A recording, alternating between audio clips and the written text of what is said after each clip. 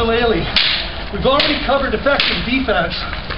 What we're going to work on now are the effective methods of attacking. Good one.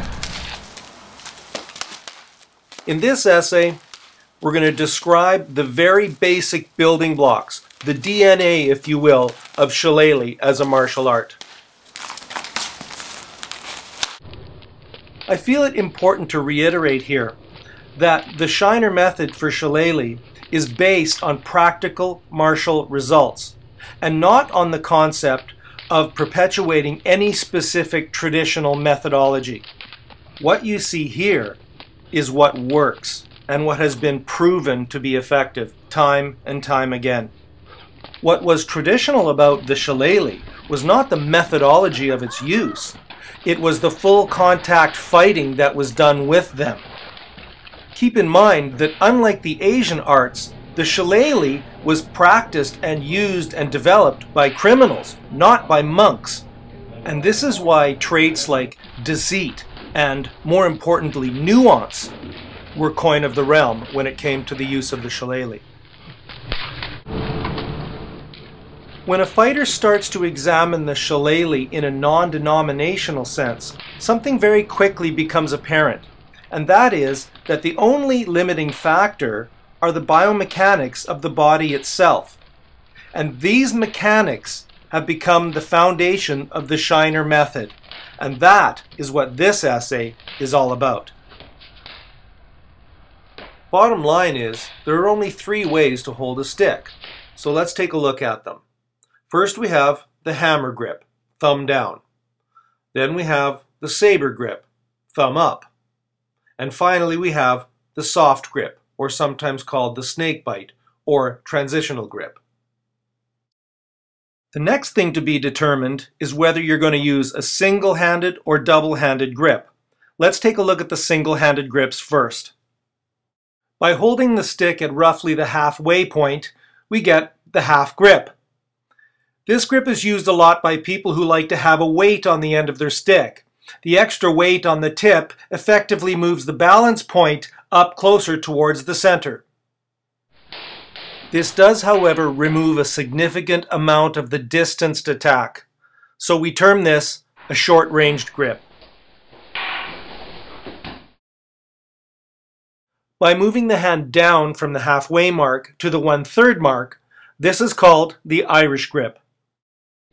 Here we have the traditional 1/3. The Irish grip gets its name because it was the predominant grip used by the Irish faction fighters in the Old World. A mid-ranged grip, it represents a healthy balance of defensive efficiency as well as offensive range.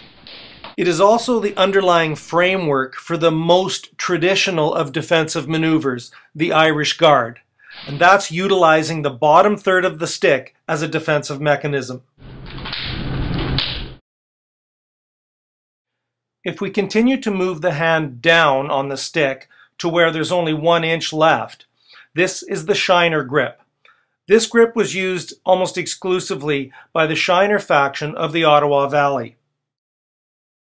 The strength of the Shiner grip is in the profound tip speed that can be generated when holding the shillelagh in this fashion.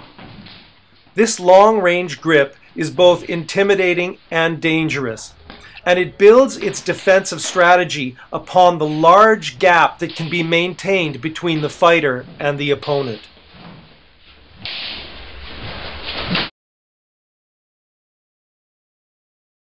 As far as the double grips go, the way we define them is we use symmetry as our measuring device. When the shillelagh is held relatively even-handed along its length, we've termed this the symmetrical grip. Highly resistant, this defensive grip is best used when going for a grapple or trying to get inside of the person's striking range.